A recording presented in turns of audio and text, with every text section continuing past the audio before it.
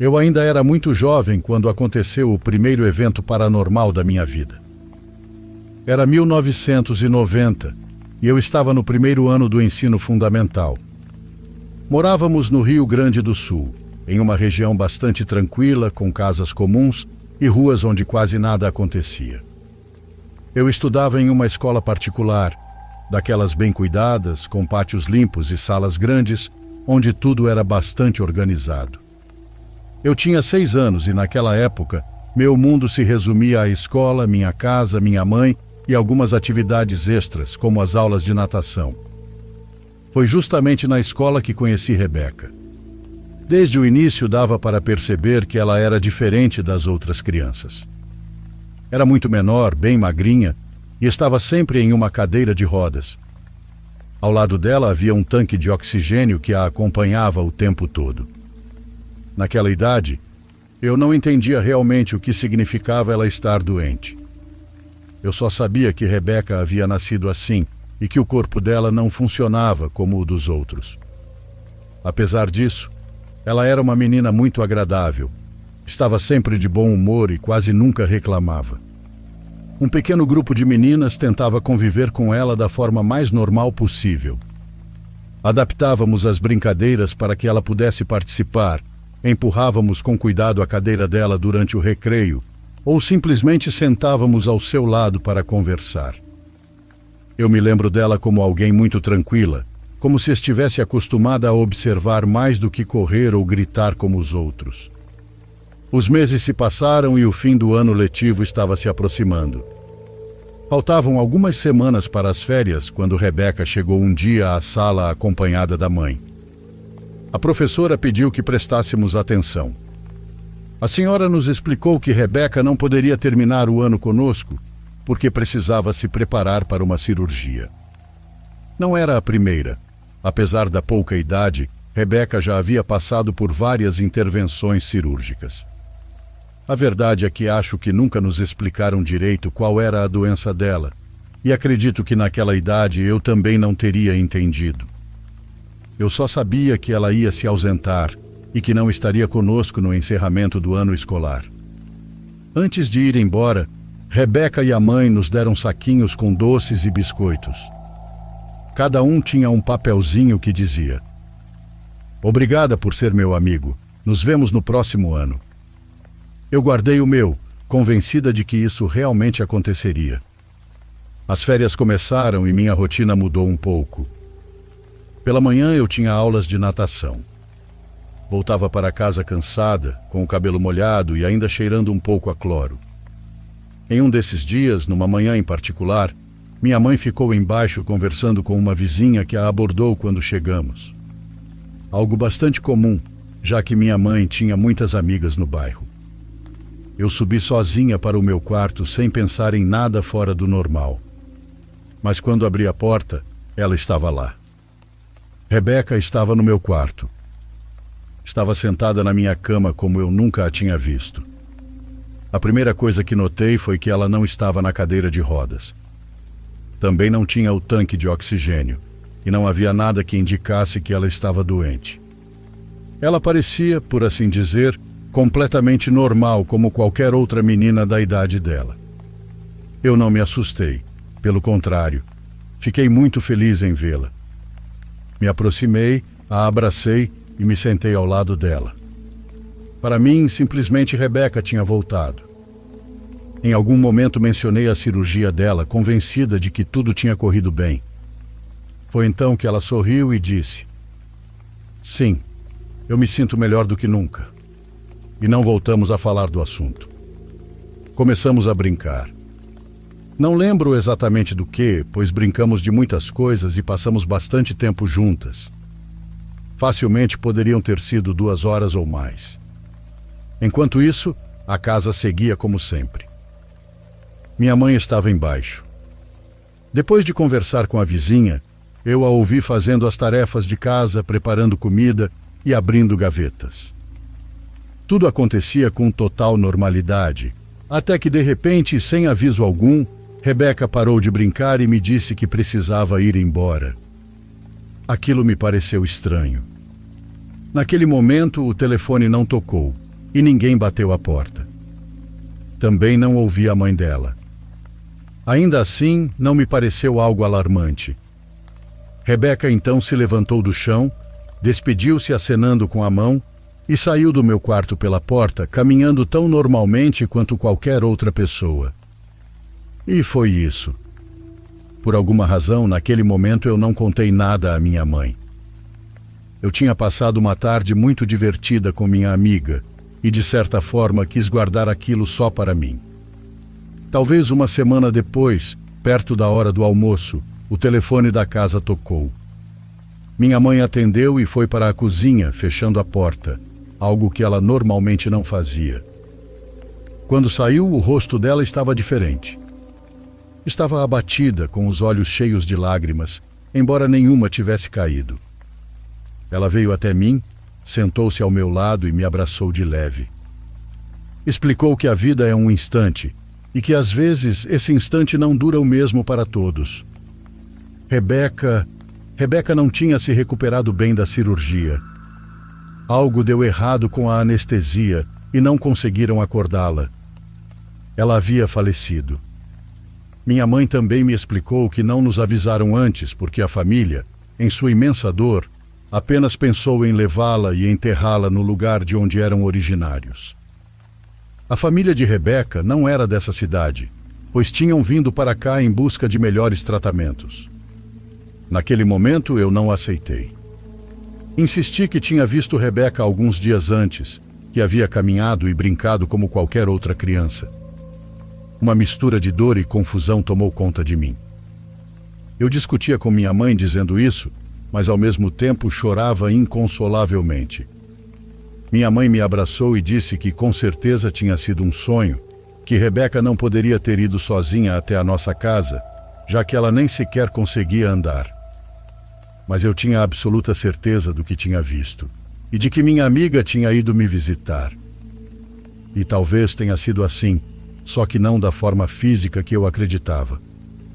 Esse foi o primeiro acontecimento estranho de que me lembro. Com o tempo perdi várias pessoas importantes na minha vida e há algo que se repetiu de uma forma que não pude ignorar. Toda vez que estou prestes a sofrer uma perda grande, dias antes, eu acordo durante a noite e encontro Rebeca sentada na beira da cama. Ela sempre aparece do mesmo jeito daquela vez durante as férias. Saudável, tranquila, como uma menina comum. Ela nunca surge como um fantasma típico, nem se desfaz diante de mim. Simplesmente está ali. Nem sempre diz algo, mas a presença dela é suficiente para me dar uma sensação de calma. É como se ela me avisasse que momentos difíceis estão por vir, mas que eu vou conseguir enfrentá-los. Depois ela se levanta, caminha até a porta do meu quarto, faz aquele gesto acenando com a mão e vai embora, sempre da mesma forma. Não sei o que isso significa nem por que acontece. Só sei que, de alguma maneira, Rebeca aparece para me avisar que vou sofrer um golpe duro.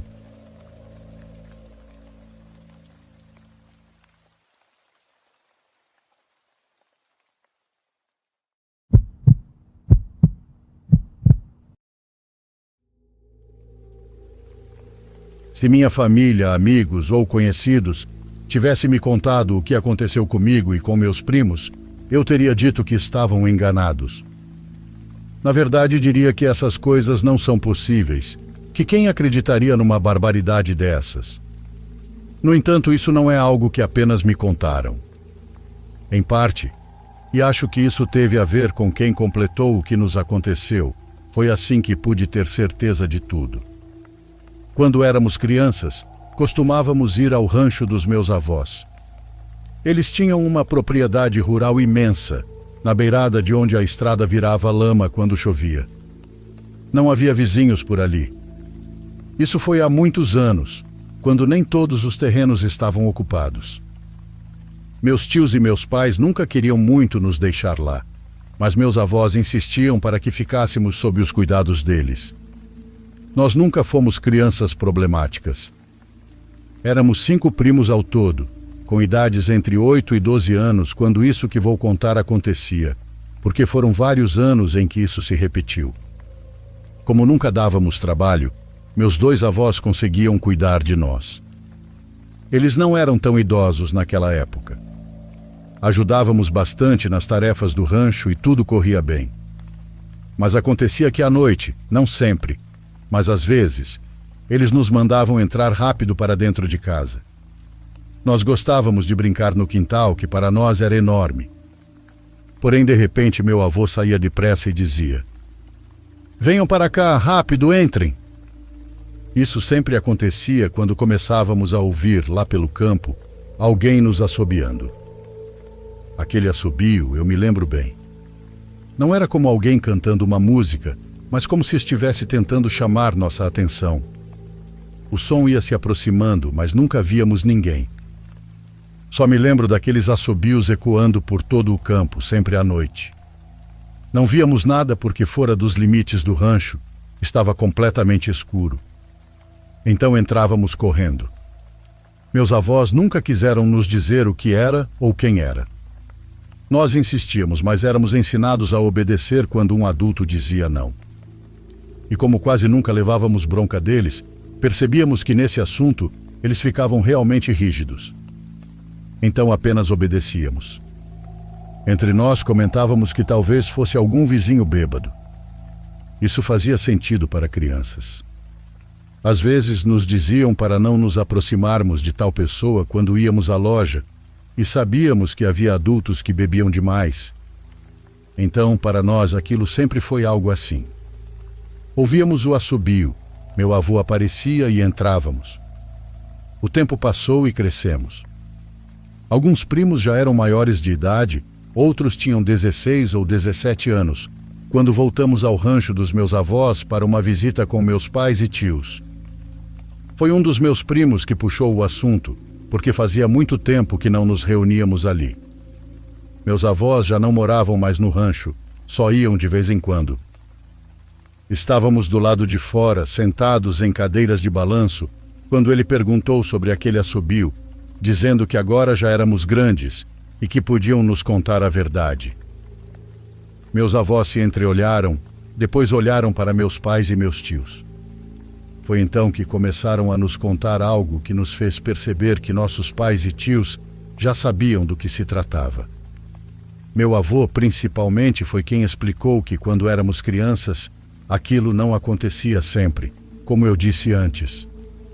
Porém, toda vez que ele ouvia aquele assobio vindo do campo, sabia que precisava nos colocar para dentro imediatamente.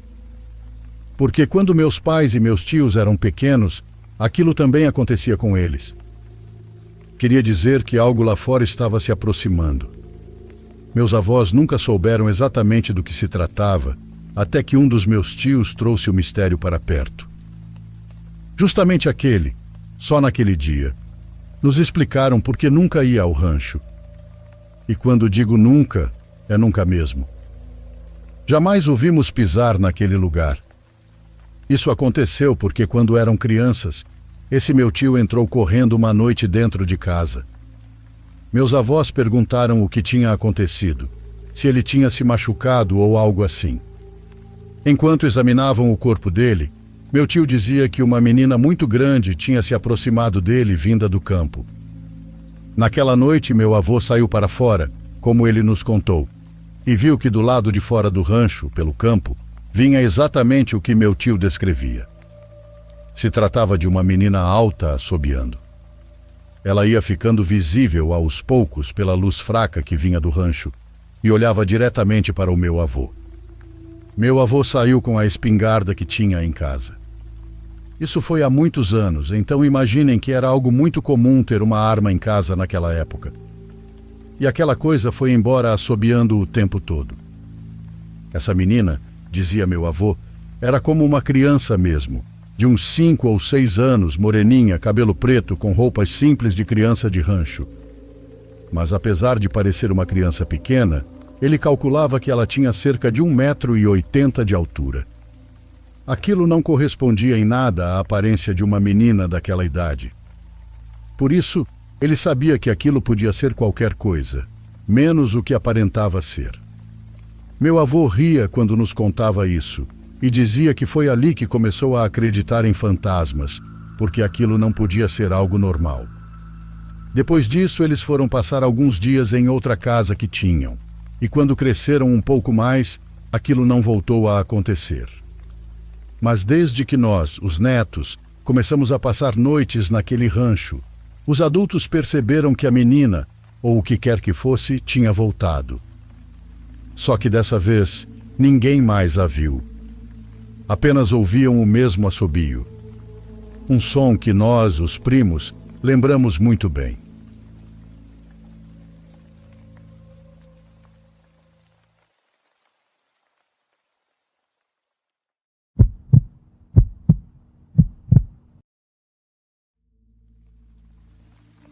Sou vigia noturno e se aprendi algo nesses anos, é que o medo é nosso maior inimigo. Há alguns anos me coube cuidar de um cemitério pequeno, daqueles que parecem de interior, com muros baixos e caminhos de terra que se abrem entre cruzes tortas. Ficava nos arredores da cidade, embora eu prefira não dizer o nome exato. No começo, embora eu o visse como um trabalho tranquilo, logo percebi que as noites nos cemitérios têm seu próprio ritmo, por assim dizer. Durante os primeiros dias, tudo corria bem. Minha rotina era simples. Chegava ao entardecer, dava uma volta, acendia as luzes do corredor central e ficava sentado perto do portão. Eu tinha um rádio e minha garrafa de café. Mas houve uma noite que marcou um antes e um depois. Naquela tarde tinham enterrado uma moça jovem.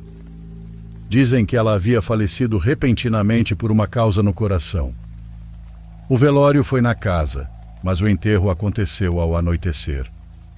Ainda perto das 11 da noite havia familiares rezando junto à cova recém-feita. Eu os observava desde a casinha, esperando que fossem embora, quando vi aparecer um gato preto. Era enorme, com uma mancha branca no peito. Caminhava devagar, como se conhecesse o caminho de memória, e parou justamente em frente à cruz. Pensei que fosse um dos muitos gatos que rondam os cemitérios, mas ele tinha algo diferente.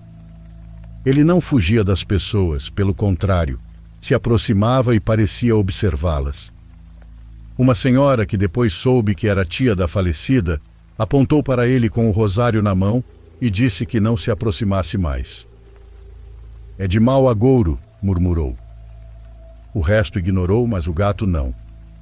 Ele se virou, olhou diretamente para ela e soltou um miado tão prolongado que parecia uma palavra. Alguém riu daquele jeito de medo e o espantou com uma pedra. O animal foi embora, mas não correndo. Caminhou devagar, com a cauda erguida, em direção ao fundo do cemitério. Aquela foi a primeira vez que o vi, mas não seria a última.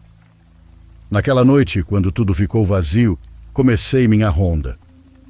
Ao passar pela cova nova, senti o ar mais pesado, como se o solo ainda não tivesse se acomodado.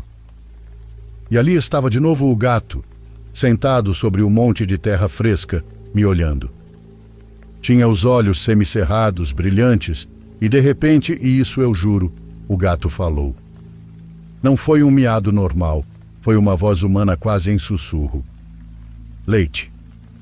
Fiquei paralisado. Pensei que tivesse imaginado, mas o som foi tão claro que até olhei em volta procurando se alguém mais tinha ouvido. O gato não se mexeu. Repeti em voz baixa. "O quê? O que você disse?" E ele, sem desviar o olhar, voltou a miar ou a dizer a mesma coisa. "Leite." Não sei porquê, mas dei um passo para trás. A única coisa que me ocorreu foi fazer o sinal da cruz, já que sou católico.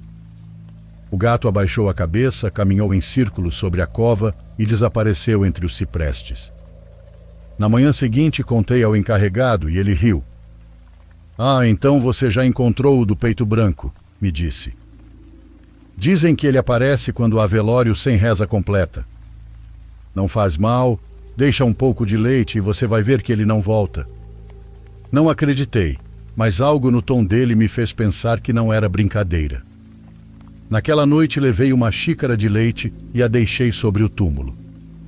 O gato não apareceu, mas no dia seguinte a xícara estava vazia. Passaram-se alguns dias e o trabalho continuava igual, até que começaram a surgir alguns problemas. Coisas fora do lugar, vasos quebrados e cruzes tortas. Alguns visitantes reclamavam que ouviam miados entre os túmulos, mas quando iam procurar não havia nada. Uma vez, uma família que visitava um falecido de madrugada jurou ter visto um gato rezando. Contaram assim, com toda a seriedade, que o animal se sentava diante de uma lápide e mexia a cabeça como se estivesse murmurando algo, embora não escutassem muito bem. Um deles gravou no celular, mas quando tentou reproduzir o vídeo só se ouvia um chiado. Não fiquei muito tempo nesse trabalho, talvez mais um par de meses e pronto. Cheguei a ver o gato em mais alguma ocasião, e só. Isso sim, deixei uma xícara de leite antes de ir embora. Dizem que em alguns lugares do sul, quando um gato preto aparece durante um velório, é preciso oferecer leite para que a alma do falecido tenha paz.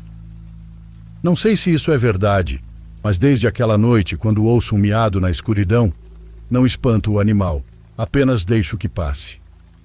Faço isso porque aprendi que há guardiões que não usam batina nem asas, mas garras e olhos que vêm além dos vivos. Isso sim, deixei uma xícara de leite antes de ir embora. Dizem que em alguns lugares do sul, quando um gato preto aparece durante um velório, é preciso oferecer leite para que a alma do falecido tenha paz. Não sei se isso é verdade, mas desde aquela noite, quando ouço um miado na escuridão, não espanto o animal, apenas deixo que passe. Faço isso porque aprendi que há guardiões que não usam batina nem asas, mas garras e olhos que veem além dos vivos.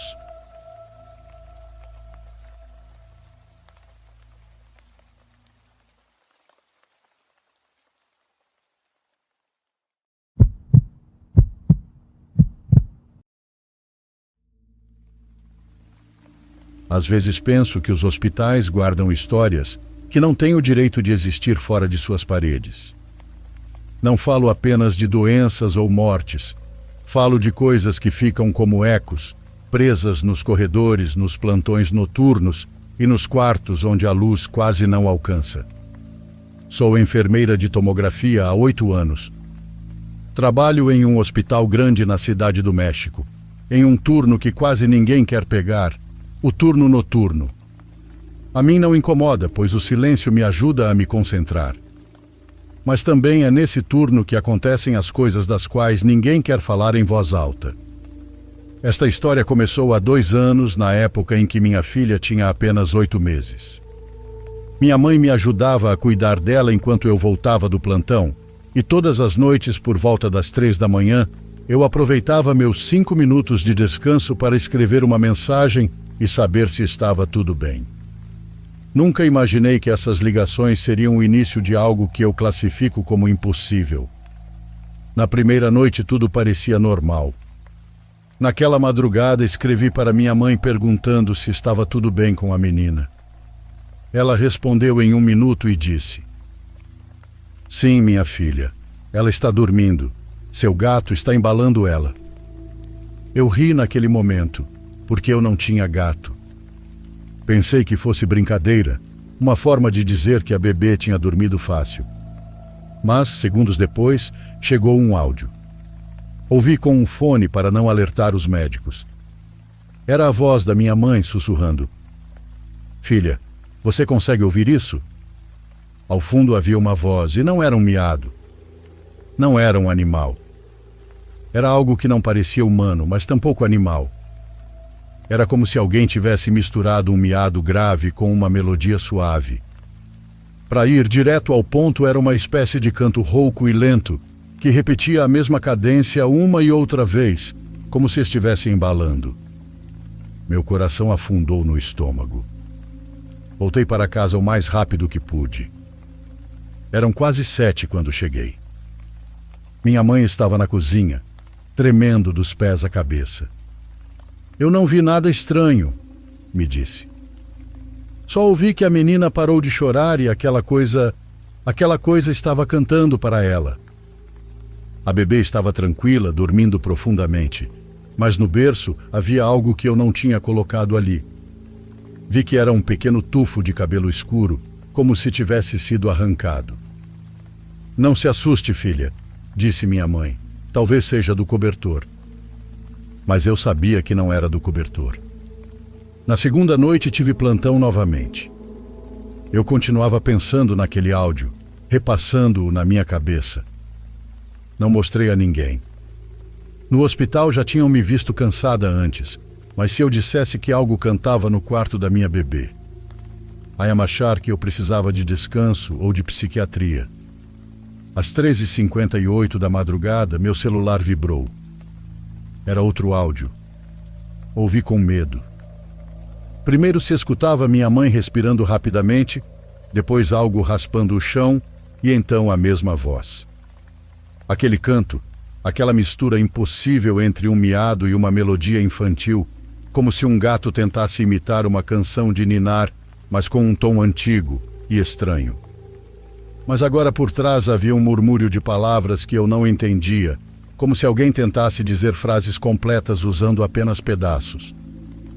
No último minuto do áudio, minha mãe disse: "Filha, não está do lado de fora, está dentro do quarto." Esse áudio quase me fez desmaiar. Eu não podia ir embora, não podia abandonar o plantão assim. Esperei amanhecer. Liguei para minha mãe 1000 vezes, mas ela não atendia. Eu já tremia, me sentindo culpada por não ter largado o trabalho e saído correndo. Quando finalmente cheguei em casa, minha mãe estava dormindo em uma cadeira, completamente esgotada. A menina estava no berço e parecia maior. Não fisicamente, mas no olhar, como se estivesse mais desperta do que o normal. Sobre o peito dela havia uma pequena pedra lisa, como de rio, mas com uma marca em forma de garra. Naquele dia decidi que não a deixaria sozinha novamente. Minha mãe insistiu, mas eu fiquei. Apaguei todas as luzes, tranquei portas, janelas e dormi com a menina literalmente abraçada a mim. Às 3 em ponto ouvi um passo, depois outro e então aquela voz. Era a mesma melodia, mas parecia até estar dentro do quarto. Minha pele se arrepiou e não quis me mover. Senti algo subir na beira da cama. O colchão afundou, algo se aproximou devagar até ficar à altura do meu ouvido e sussurrou: "Mé." Foi algo assim que ouvi. Apenas gritei e acendi a luz.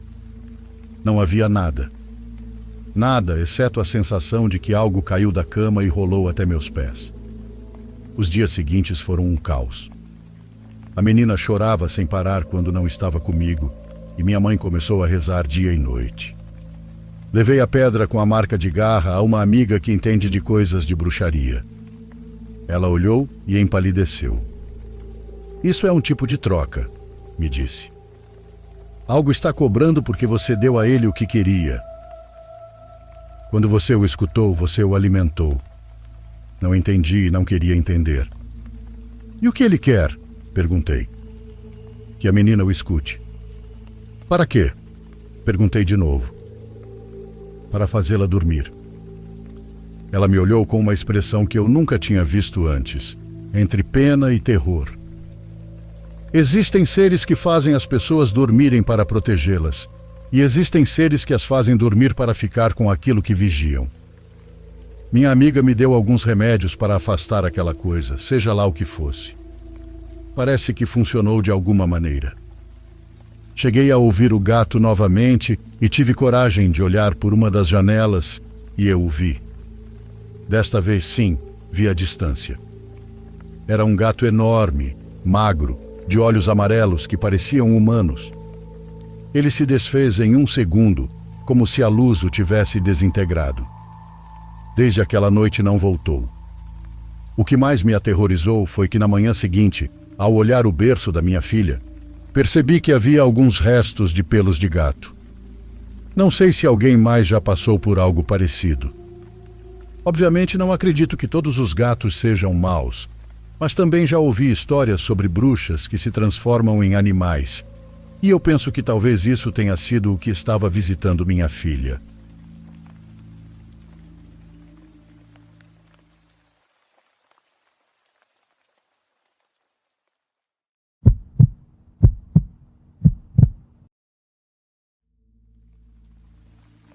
Vou precisar te dar um pouco de contexto antes, só para explicar por que eu moro onde moro. 2 anos antes disso acontecer, eu e minha esposa nos separamos poucos meses depois de comprarmos uma casa juntos. Não foi uma separação ruim, e tecnicamente só nos divorciamos meses depois, mas enfim. A casa que compramos era enorme, grande demais até mesmo para nós dois, mas a ideia era que fosse algo em que pudéssemos talvez ter filhos, cachorros e tudo mais no futuro. Depois que seguimos caminhos diferentes, ficou por minha conta decidir se eu vendia a casa com prejuízo ou simplesmente continuava morando nela. Escolhi ficar. Então vivi sozinho naquela casa por 2 anos inteiros. Eu dizia a mim mesmo que encontraria uma forma de usar todo aquele espaço.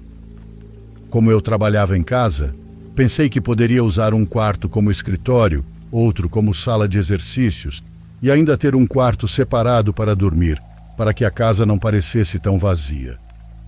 Mas nunca cheguei realmente a fazer isso.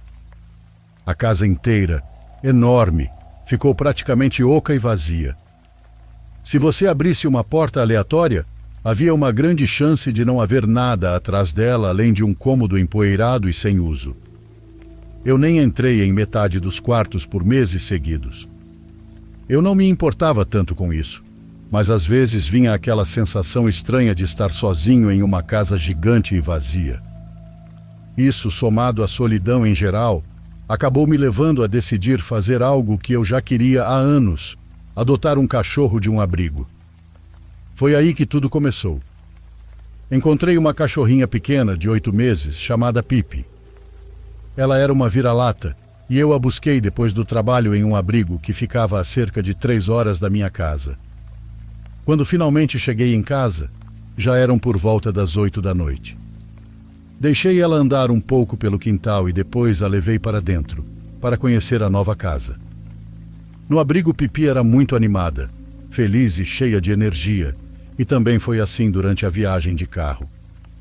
Mas assim que entrou em casa, ela ficou muito tímida. Achei que fosse só por não estar familiarizada com o ambiente e por causa de toda a mudança, então não pensei muito nisso. Deixei ela explorar sozinha e me sentei no sofá para dar espaço. Ela passou quase todo o tempo andando pela casa, até que depois de uns 2 minutos pulou no sofá comigo, se encolhendo bem em cima do meu colo. Ela parecia assustada com alguma coisa, mas de novo, eu tinha todos os motivos para acreditar que era apenas o comportamento normal de um filhote em um lugar novo. Mais tarde, levei ela para o andar de cima e fomos dormir. Na manhã seguinte, tudo parecia um pouco melhor. Ela me seguiu enquanto eu fazia café da manhã e preparava o café. Depois ficou deitada embaixo da minha mesa no escritório enquanto eu trabalhava. Porém, algumas horas depois, ela se levantou e caminhou até a porta, parando no meio do vão e olhando para o corredor com muita atenção. Depois de alguns segundos, saiu completamente do cômodo, e eu ouvi o barulho das unhas dela batendo no chão enquanto caminhava pelo corredor em direção à escada. Achei que ela finalmente tivesse se sentido confortável o suficiente para explorar a casa, então a deixei sozinha e continuei trabalhando. Acho que se passaram uns 10 minutos quando, de repente, ela começou a latir desesperadamente em algum lugar do andar de baixo. Levantei da mesa num pulo, corri pelo corredor e desci as escadas enquanto os latidos ecoavam pela casa inteira, tornando difícil até saber de onde vinham. Chamei o nome dela e passei por vários cômodos até encontrá-la. Estranhamente, Pipi estava parada bem no meio de um dos quartos vazios do andar de baixo. Ela simplesmente ficava ali, encarando a parede e latindo. Quando me viu, correu até mim e ficou bem colada ao meu lado, com o rabo abaixado e olhando nervosa para o quarto vazio. Entrei no cômodo e não havia absolutamente nada ali. Estava completamente vazio. Tentei acalmá-la, a peguei no colo e fechei a porta do quarto.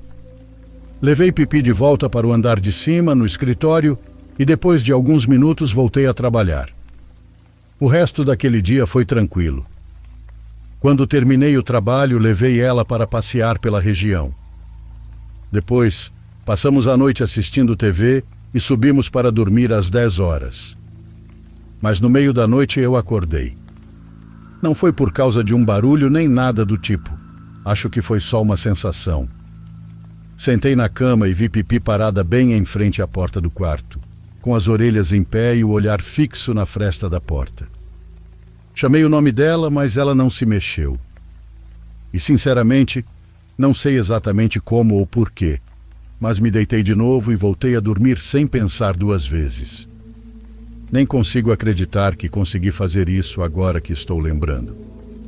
Acho que eu realmente só pensei que ela estivesse desconfortável por estar em um lugar novo. Na manhã seguinte, tudo parecia normal. Pipi estava na cama comigo e não agia de forma estranha. Me vesti, desci as escadas, deixei ela sair e fiz minha rotina matinal de sempre. Quando ela voltou para dentro, nós dois subimos para o escritório. Assim como no dia anterior, ela se deitou embaixo da minha mesa enquanto eu trabalhava. Fiz questão de checar várias vezes, olhando debaixo da mesa, e todas as vezes ela estava dormindo. Então continuei trabalhando. Acho que foi só perto das 6 da tarde, quando eu já estava quase terminando o trabalho e o sol já tinha praticamente posto, que olhei debaixo da mesa novamente e ela não estava lá. Olhei em volta do quarto e ela simplesmente tinha sumido. Ela deve ter saído sem que eu percebesse. Fechei o notebook, me levantei e comecei a chamar o nome dela enquanto caminhava pelo corredor. Mas não ouvi nada. Não ouvi passos, nem latidos, nada. A casa estava completamente silenciosa. Pipi, onde você está?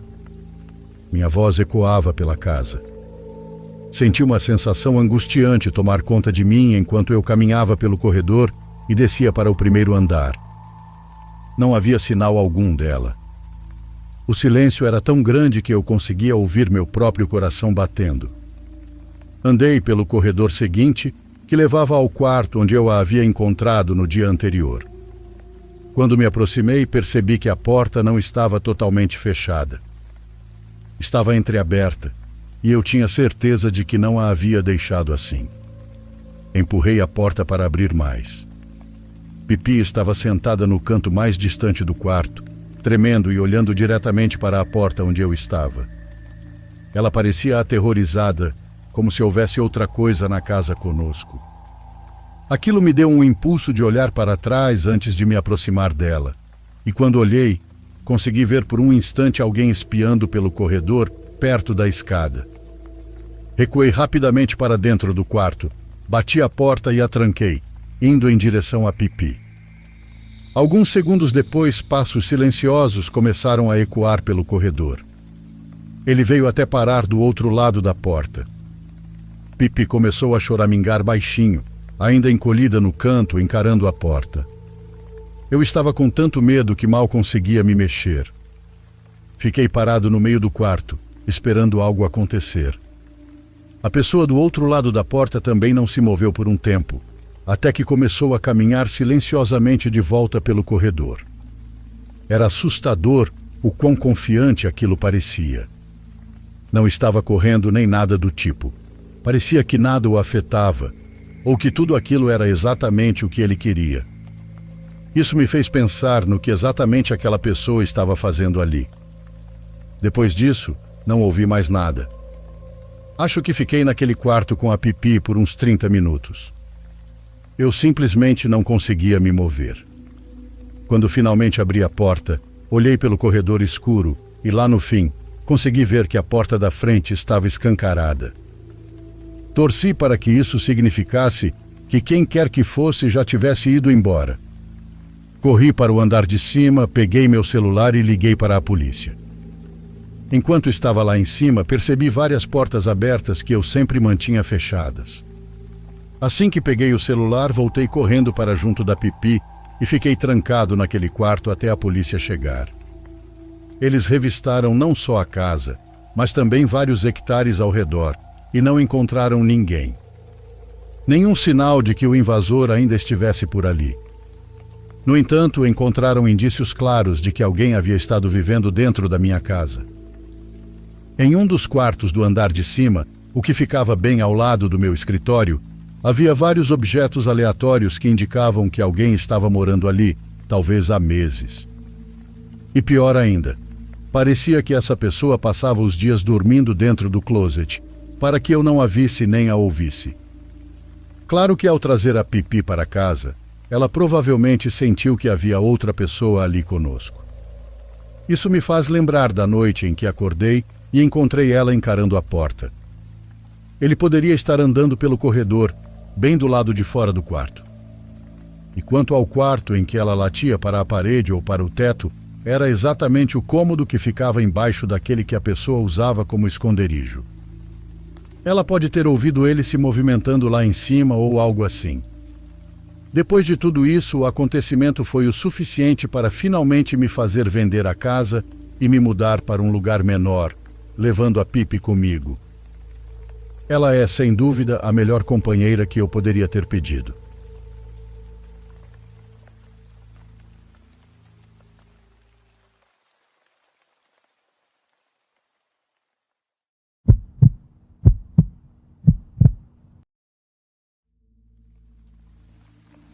Eu tinha 18 anos e ainda morava com meus pais, mas como já era maior de idade, eles podiam me deixar sozinho em casa, sem que isso fosse um problema.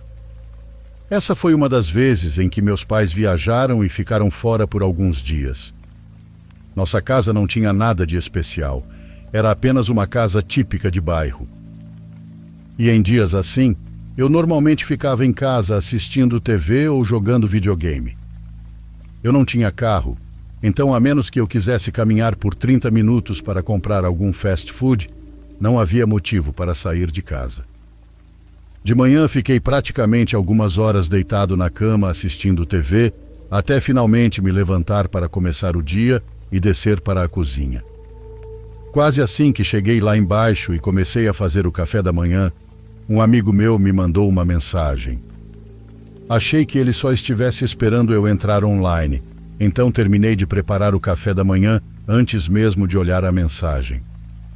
Mas quando finalmente abri, fiquei um pouco confuso. Ele escreveu: "Quem é o cara que está do lado de fora da sua casa?" Fiquei genuinamente pego de surpresa com aquilo. Respondi: "O quê?" E fui até a janela da frente olhar, mas não havia ninguém lá fora. Nenhum carro, nenhuma pessoa, apenas um bairro vazio e silencioso. A casa do meu amigo ficava exatamente em frente à minha, e eu não o vi na janela nem nada do tipo, então fiquei confuso. Depois de 1 minuto decidi ligar para ele, achando que fosse alguma piada idiota que ele estivesse tentando fazer. Ele era o tipo de amigo que dizia coisas bobas assim às vezes, só para me zoar, mas dessa vez eu realmente não via graça nenhuma nisso. Ele atendeu e nem tentou tratar como brincadeira. Falou sério, dizendo que tinha realmente visto um cara do lado de fora da minha casa que ele nunca tinha visto antes. E que só mencionou isso porque o sujeito parecia estar tentando olhar para dentro das janelas. Aquilo foi muito estranho, mas nenhum de nós conseguiu entender quem ele era ou o que estava fazendo ali. E como ele já não estava mais lá, acabamos deixando isso de lado e entramos em uma chamada no Discord para jogar videogame por algumas horas. Durante esse tempo eu só desci uma vez para reabastecer minha água e aproveitei para dar uma olhada rápida pela janela de novo, sem ver ninguém. Ficamos online até provavelmente umas 5 ou 6 da tarde, antes de encerrar a chamada. Tudo o que lembro é que já estava escuro lá fora, e percebi o quanto o tempo tinha passado. Me levantei e desci as escadas. Comecei a preparar um jantar rápido, sem saber muito bem como passaria o resto da noite. Provavelmente só assistiria TV no meu quarto. Mas enquanto eu estava na cozinha cozinhando, vi uma sombra se mover na parede à minha frente. Virei imediatamente. Não vi nada, nenhum movimento ou qualquer coisa na sala que pudesse ter causado aquilo, até que meus olhos pararam na janela. Caminhei até ela e olhei para fora. Estava escuro e tudo parado. Não vi ninguém. Mesmo assim, a ideia de alguém possivelmente estar me observando do lado de fora me deu calafrios. mas pensei que provavelmente eu só estivesse tenso demais. Afinal, aquela sombra podia muito bem ter sido um carro passando ou algo do tipo. Tinha certeza de que não era nada para me preocupar. Terminei de fazer o jantar e subi para o meu quarto para comer. Depois me deitei na cama e fiquei assistindo TV. Fiquei lá por pelo menos 1 hora, talvez um pouco mais, apenas desligado, meio que assistindo ao que passava. Em algum momento, à medida que ficava mais tarde e o quarto ficava mais escuro, percebi que não tinha acendido nenhuma das luzes do andar de cima. Era apenas a luz da TV iluminando o quarto, e eu percebia meus olhos se desviando constantemente para a fresta embaixo da porta do quarto, vendo que o corredor do lado de fora estava completamente escuro. Normalmente isso nunca me incomodaria, mas naquela noite simplesmente parecia errado. Por fim, pausei o programa e decidi me levantar para pegar um lanche lá embaixo. Mas isso era mais uma desculpa para andar pela casa e acender todas as luzes, tentando afastar aquela sensação estranha.